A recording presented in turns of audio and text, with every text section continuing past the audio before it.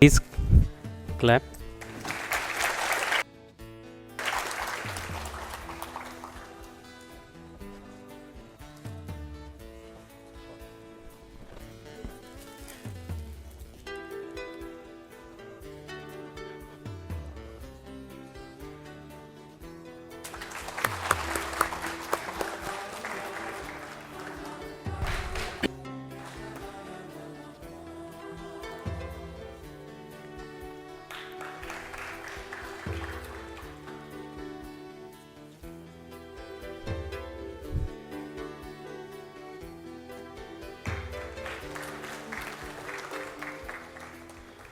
And this is a land blessed with not only saints, great scholars, but also divine people who connected God with human beings. And that is where we believe that the first university in the country, which was established date wise in this 160th year of excellence of the University of Mumbai, which was established on 18th of July 1857, within next 10 days we'll complete 160 years charity. We'll have to understand the philosophy of Vaishnavism and any other religion. You can imagine our teacher from Calcutta University has been a scholar in Vaishnavism and studies which are related to Hindu religion, but he is a Muslim by religion. And that is the lesson that we have to learn, that these are the inspirers, these are the game changers in the entire philosophy of practice. People from Stockholm, they have come here. They are some of the scholars, they have attained more knowledge than some of our scholars over here. But they are able to show by their own example that how humanity is one and we have to work for the betterment of humanity. My soul will be with you during these discussions and I'll be going to all the best in whatever you are doing. I offer my pranams and seek blessings of all the visionaries sitting on dais. And I want blessings for the university. I want blessings for the system which has always served the humanity, the society, and every time to all those who thought of our university as a venue and thought of us as collaborators for this wonderful journey to attaining wisdom. And I'm sure this bond will strengthen by contribution of all my colleagues. Our colleague Dr. Chandrakant Puri sir is here. Please come on dais, sir. And we have people from different backgrounds and they have been able to contribute. One of our former colleagues, Dr. Badode sir, also is contributing immensely even after formal superannuation. And therefore, I believe we require combination of old and new, old in terms of experience, not in terms of age, and new in terms of younger generation who believe in aligning themselves to the common goal of taking our nation to a different level. And I thank you very much for your contribution, all my colleagues in the university, all those who have come from different parts of the state and outside India and outside other, and also the research institutions. We all feel very proud that we come together for the same cause. And I'm grateful to all of you, sirs, for your contribution, and let us work together to make our country proud. Thank you very much. जो का रंजले गांजले त्यासी म्हणे जो आपुले तोची साधू ओळखावा देव तेथेची जाणावा. And I think the kind of eco village that you have developed, I have been associated, several of friends, Dasji is here, and that is ultimately what Vaishnavism is for me, because it has been a wonderful work that you all have been doing. And I know the kind of midday meal program that you have been doing in Thane, because I have witnessed that as an activist and not as part of your organization. I was very happy because for tribal people, having one-time meal is like a dream come true. We are all at a certain point in time where the world is changing faster than ever before. Previously, the kind of changes which would be seen over a period of 50 years is now happening over a period of 5 years. As things change, we need to embrace things that don't change in order to remain rooted, to remain stable, and to remain grounded. And I think that although it is 5000 years since the Bhagavad Gita was spoken, as opposed to other forms of knowledge which become obsolete over a period of couple of years or 3 years or 5 years, the ancient texts like the Gita seem to be the need of the hour for people of this world who are dealing with modern problems, but they have an opportunity. Disharmony, conflicts, challenges, terrorism, poverty, economic inequity, lack of sustainability, environmental degradation, nuclear proliferation. Although the nature and names of these problems and the extent and the statistics of how these problems are affecting people across the world may vary, the one common word which is all encompassing and ties a thread along all of these problems is disharmony. So we are facing a global challenge with respect to disharmony at all levels. And therefore, it becomes extremely important for people of this world to understand the secret behind our ancient tradition, ancient wisdom, which encompassed the most important principle of harmony.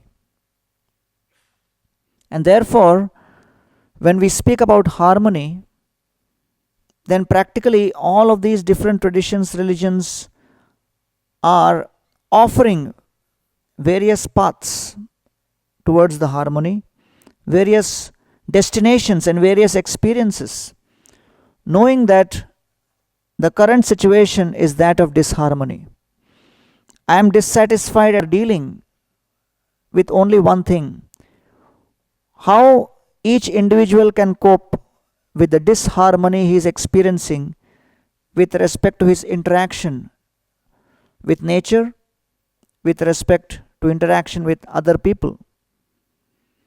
And then they are all zooming into the fact that all of that disharmony has in its root the disharmony in the relationship of that soul with the divine, with the supreme. And therefore they all seek to correct and reinstate that relationship. And once the relationship of the soul with the super soul and with the supreme is reinstated in the different flavors as described in all of these traditions, then they are offering solutions with respect to harmony with other souls and harmony with nature.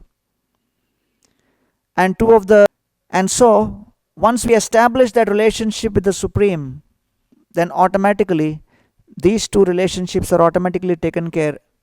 Just as a person who identifies in a relationship with his father and mother is immediately able to develop a very close relationship with other members of his family.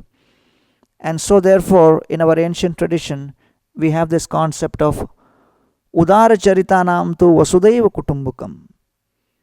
So therefore the ability for us to create this harmony is only possible when we harmonize our relationship with the Supreme, and that's at the root of Vaishnavism. It's very interesting. And therefore, Vaishnavism studies in the 21st century is extremely relevant, because as days are progressing, the society is becoming excruciatingly egocentric, self-centered, and what with the onset of social media, a few companies sitting within a few blocks of each other in San Jose are practically destroying the entire fabric of how the world would think and act. And therefore, the concept of communities, cooperation, mutual appreciation, understanding is going down, as social media, it completely obliterates the need for any pre-qualification before you can express yourself in any form to any class of people, by giving the power to each individual to express themselves openly and blatantly, express their voices and opinions without having any form and sort of filter. And therefore, as age progresses, the whole concept of I, me, and mine will become so prominent that it will become extremely difficult to control conflicts which arise out of these kind of differences of opinion. And therefore, a time may come where even the practice of Vaishnavism may be considered to be a myth, where one may feel that even the attempt to dissolve the false ego may be considered to be ludicrous.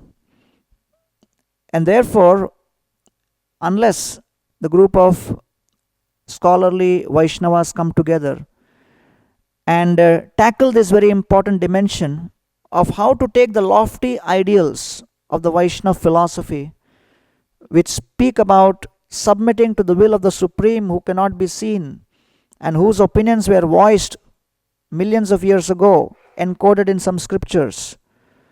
But he does not have the privilege of having his own Facebook page, and he doesn't have the privilege of daily updates. And as compared to that, we have billions of people on this planet who have the privilege of expressing their opinions, whether relevant or not.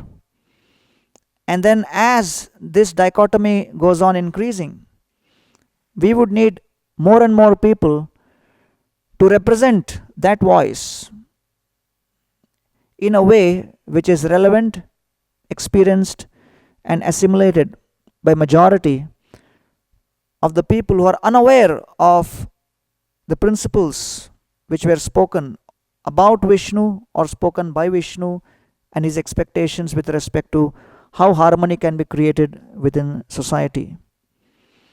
And therefore, when scholars put their minds together, a churning happens, and as a result of that churning, tremendous amount of inspiration and knowledge is churned.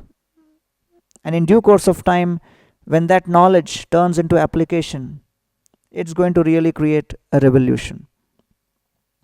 So I'm extremely honored that such luminaries from the field of academia have gathered to discuss and understand and churn a subject matter, the ramifications and impact of which will be felt by their grandchildren. So this investment we may be making may not yield immediate results within our lifespan, but the beginning of a journey has to be made somewhere. And therefore, the processes we begin now will see its impact in due course of time, and future generations will definitely bow their heads in gratitude to all such souls who have really put their minds and heads together to try to make all of those esoteric principles of Vaishnavism relevant, applicable, impactful in the day-to-day lives of very fast changing, unpredictable, social media driven world coming up in the next 50 years.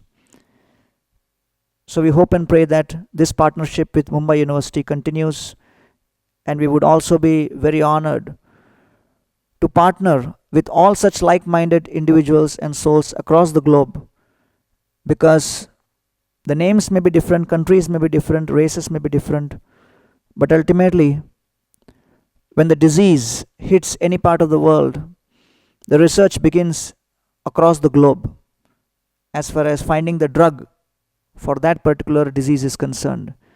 And the whole of humanity is facing within their mind the viruses of greed, pride, lust, envy, anger, and illusion.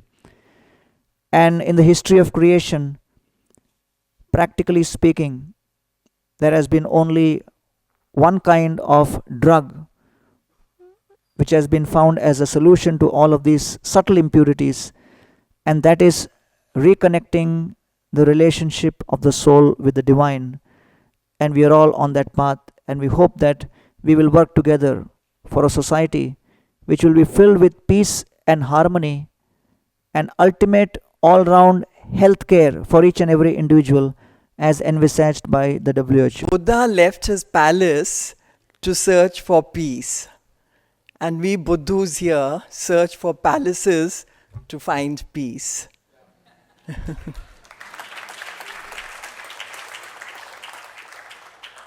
We don't realize that the true palace is here, and the true journey is the journey within, from here to here. It's only 18 inches, but that is the shortest and the longest journey.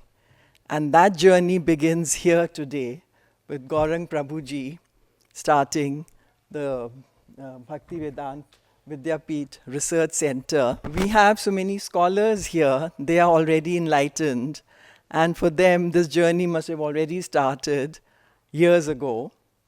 But for you young students here, this could be the first day of this wonderful journey. And I feel so blessed to be here. Thank you for inviting me. अधिशालम् उपस्थिताः वैष्णवजनाः स्वामिचरणाः विद्यार्थिनश्च सर्वेभ्यः हार्दं नमः. Wisdom or knowledge, but gives more stress on prapatti or sharanagati. It is also called Nyasa by Ramanujacharya's follower, Vedanta Deshika. He claims that, Ramanujacharya claims that this is not a new concept which he is propounding. It is prescribed in the Upanishads, and for that he quotes Mundaka Upanishad that Atman can't be obtained by intelligent discourses, wisdom, or by mere reading of the scriptures.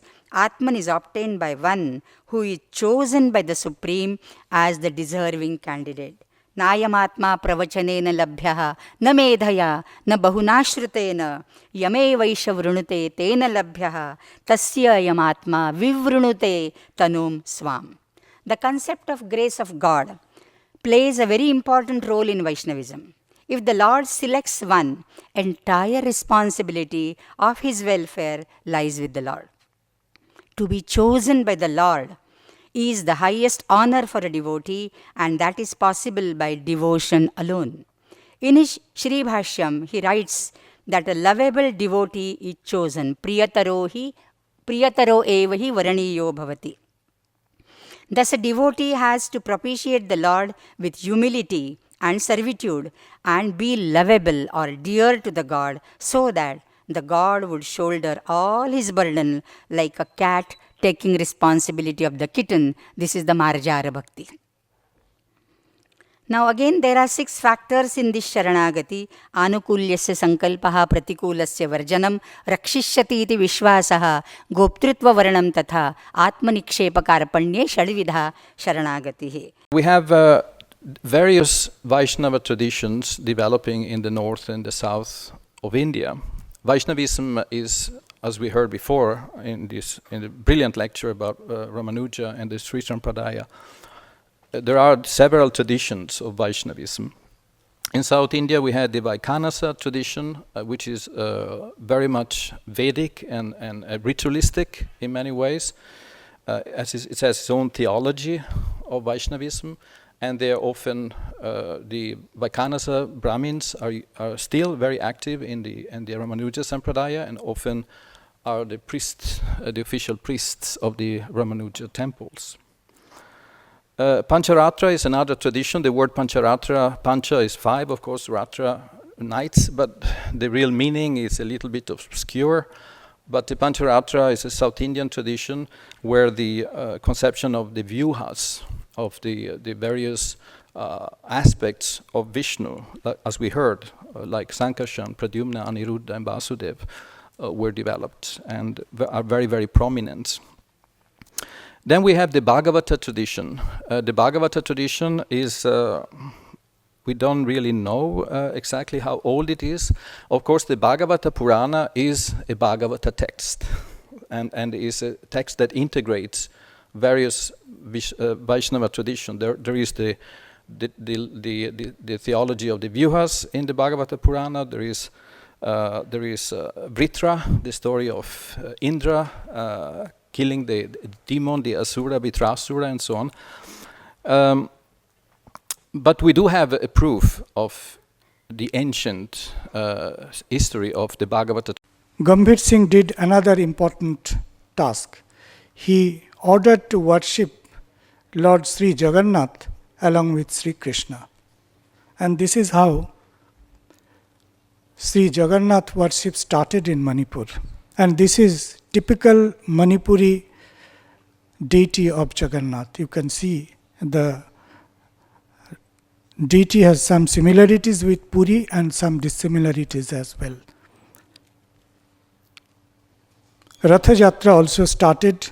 The Ratha Jatra of Manipur, I was there in Manipur in 2016, Ratha Jatra. Vaishnavism, the development of Vaishnavism tells us several phases. One is Vishnu consciousness, then Rama, then Krishna, Govinda, then Jagannath, and then Chaitanya Mahaprabhu, Advaita Acharya, like that. So first Vishnu deity came through Burma, then Rama, before Radha Krishna consciousness in Manipur, Rama consciousness was there.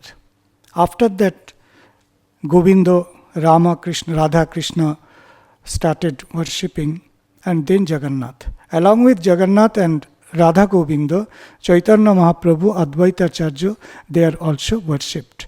So we can see several very clear phases or strata of consciousness in the development of Vaishnavism. In flexible boundary of Vaishnava culture, Vaishnava-minded Muslim poets evolved in West Bengal.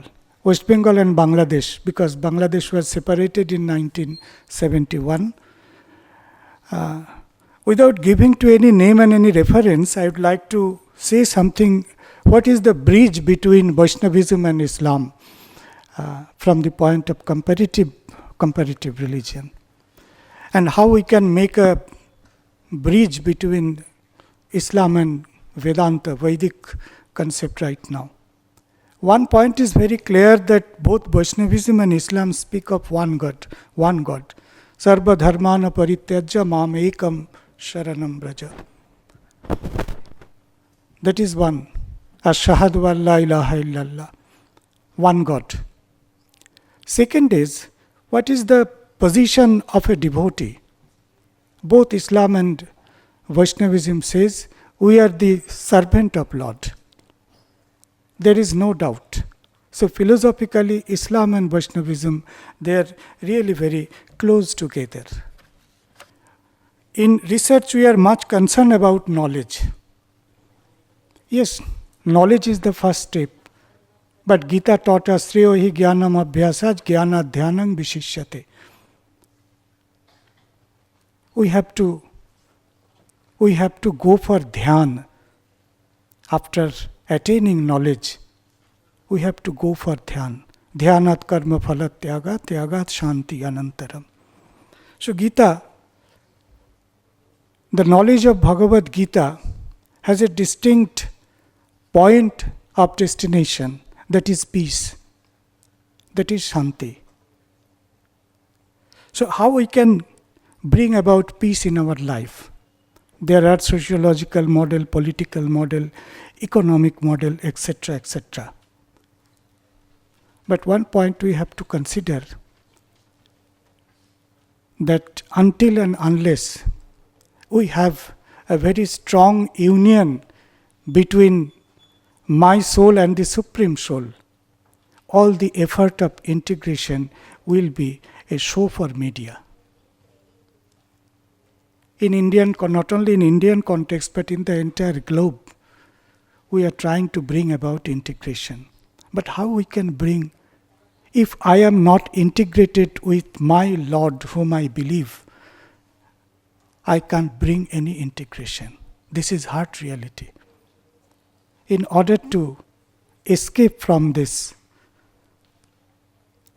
social syndrome, we have to be initiated and act in conformity to what I have learned.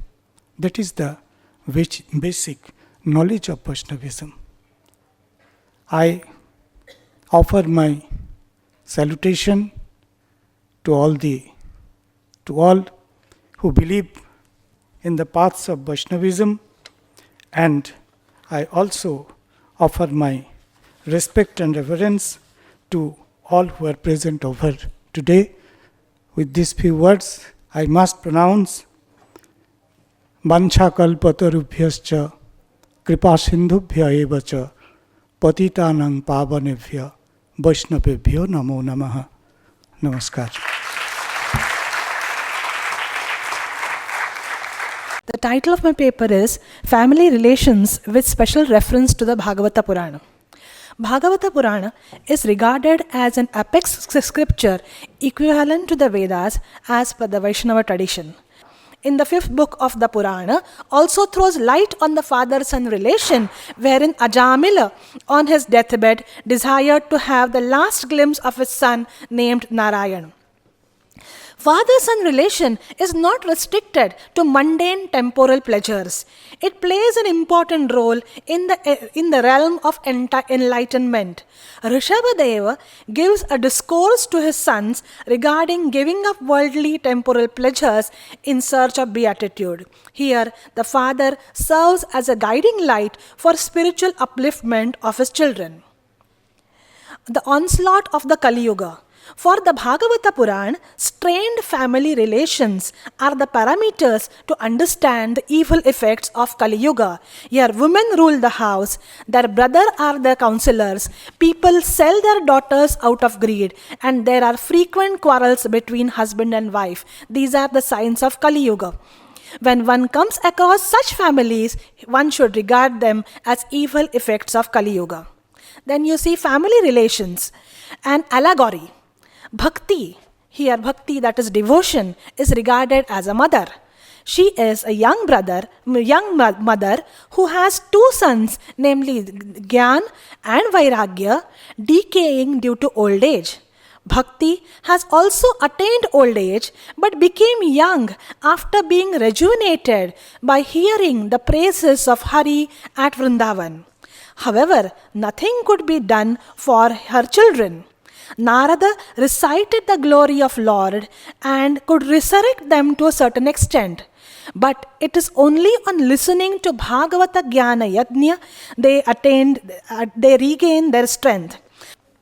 The entire life cycle of Lord is replete with incidences exemplifying ideal family relations. For want of time, we will focus on the Lord idealizing multiple roles in the family. Lord Krishna, as a son, gave joy as a child to his foster parents Yashoda and Nanda. On one hand, he displayed his supreme miraculous powers as the universal Lord in incidences like killing many demons sent by Kansa, and also in incidences like showing the vast panorama of the world in his mouth wide open for Yashoda. On the other hand, his Bala Leelas of stealing butter, playing with his friends in Vraja, teasing the Gopikas, breaking their pots, created Vatsalya and Madhurya Rasa in the hearts of the residents of Vraja. Killing of his immediate uncle Kansa for his wicked torturous behavior is a lesson to us that family member, no matter how close he is to be punished when he or she swerves from the path of virtue. The same is to be understood in the killing of Shishupal. As an ideal lover, Lord comes to the rescue of Rukmini, who is forced into marriage with Shishupala by her brother. As an ideal husband, he fulfilled the longing of Parijata tree of his wife Satyabhama. As an ideal brother of Subhadra, he fulfilled her desire of marrying Arjun instead of being forced to marry Duryodhan. He took lead in marrying Aniruddha, his grandson, with his desired princess Usha, the daughter of Banasura. In this way, the life story of Lord inspires generations after generations to tread on the path of virtue. This is Achara or Sadachara or Karma, which is Dharma, and the Lord appeared on the earth to establish Dharma. Family is the smallest social unit. The health of this social unit is essential to be maintained for universal good. The Purana is aware of this reality and has given due place to a happy, healthy family in its discourse. We have seen how relevant it is in the present scenario to maintain synergetic, cooperative, collaborative relationship with each other, each of the members of the family. This proves the relevance of this age-old but timeless text. Thank you. of research in India regarding the Vaishnava studies. So first I would like to ask Dr. Ferdinando, what is the status of Vaishnava studies outside India? Yeah, it was mentioned earlier that there is a journal of Vaishnava studies, but the study of Vaishnavism is a bit neglected in terms of there are many introductory courses on Hinduism, for example, Introduction to Hinduism, and so on. And of course, Vaishnavism is part of it. But there is no really very much focus on it. So there are scholars who are specializing on the Mahabharata, Ramayana, like that, but it's all very scattered. So even there, I would say the field of Vaishnava studies is there is no really focus for it. Okay. And as much as in India, there is a need to create some foundation because Vaishnavism is such a large tradition and it is so vast. For example, study of Sikhism are very well developed in the West. Study of Judaism, of course, is very well developed, although the population of Judaism and Sikhism is relatively very small. But in terms of Vaishnavism, which has such a huge history and such a wide population and cultural influence, the proportion is not balanced. There is very little focus on it. So that's the situation. Yeah, it needs to be created, very right. Now I keep this question. Just one line I would like Dr. to add. Joshi. There are many research institutes where Vaishnavism is studied. What is required is that there should be sort of connectivity. Yes, that is lacking. Even in Bombay, there may be 2, 3, 4 institutions studying Vaishnavism. There should be a common program done by all 5 research institutes. That would be beneficial. So there should be a dialogue, academic dialogue, even within Bombay or within Maharashtra or rest of India. There may be Vaishnava studies, Vaishnava centers doing the studies. And then of course expansion can take place. But for the expansion also there should be a roadmap. First there should be established dialogue between the existing institutes, and then the research should go ahead. Yeah, very good. Yes, madam. Just one sentence I want to add to this, that if there are many institutes and if people are not aware or the students of a particular institute are not aware about another institute, what I suggest is that there should be 2 to different institutes, and that should form the part of the syllabus, and because experiential learning is very much important, and to go to in that particular environment, for example, instead of learning in educational institute like any educational institute, if you go to a particular math to learn that particular tradition, it creates a different impact. So this way also the dialogue can be established. Good afternoon to one and all. I am here to propose a vote of thanks to one and all who have participated in the first of its kind international conference on the theme of relevance,